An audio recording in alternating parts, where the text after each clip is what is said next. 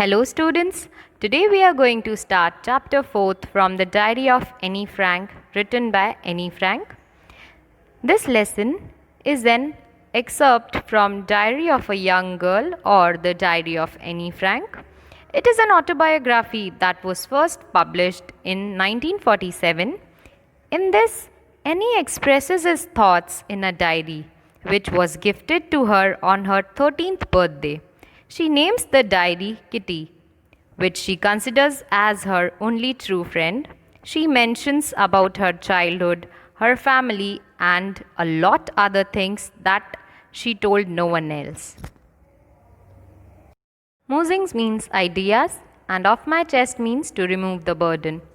Annie Frank believed that writing a diary was a strange experience for her because she had never written anything before. At the age of 13, she got her diary as a birthday present and she started writing to get all kinds of things off her chest.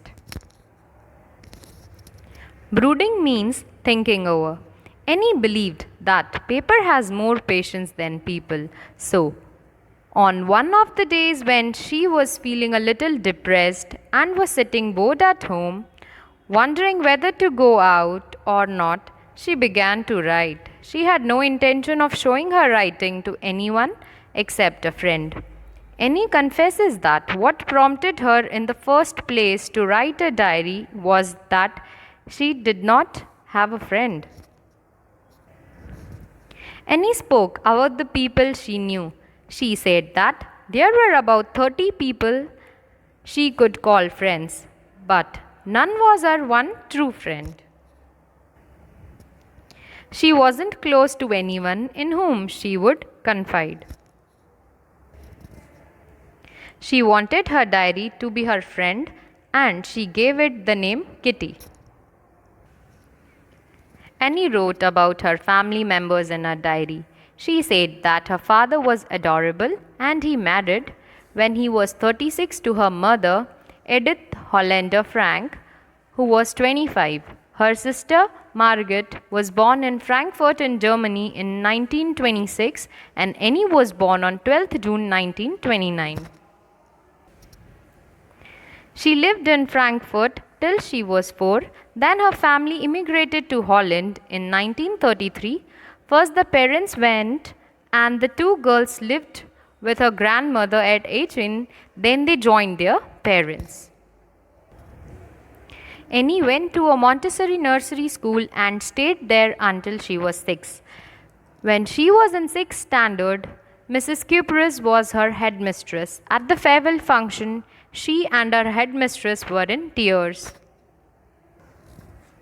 In the summer of 1941, her grandmother fell ill and had to have an operation, and in 1942 she died. Annie loved her a lot.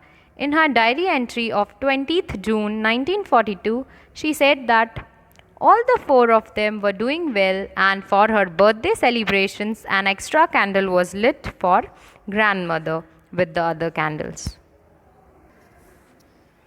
Also in her diary entry dated 20th June 1942, which was a Saturday, she wrote that her entire class was trembling because the teachers were going to declare the results. They would decide who would be promoted and who would be kept back. She felt that about a quarter of the class were dummies and would be kept back, but she was not sure as she felt the teachers were unpredictable. She felt her girlfriends would pass. She was only worried about maths. She got along well with her teachers, 7 men and 2 women. Mr. Keesing was a maths teacher who belonged to the old school of thought. He had caught Annie talking and after several warnings gave her the punishment to write an essay, a chatterbox. She wrote the essay for homework and wrote convincing arguments to prove the necessity of talking. She also said that it was students' trait which she would like to keep under control. But she would never be able to cure herself of it since she had inherited the trait from her mother. Mr. Keesing had a good laugh at her arguments, but caught her again and gave her one more essay, an incorrigible chatterbox, and then the third, quack, quack, quack, said Mistress Chatterbox. Annie had a good laugh with the class.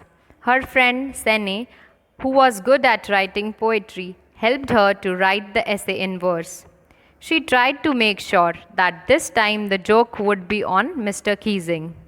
She wrote a poem about a mother duck and a father swan with 3 baby ducklings who were beaten to death by the father as they quacked too much.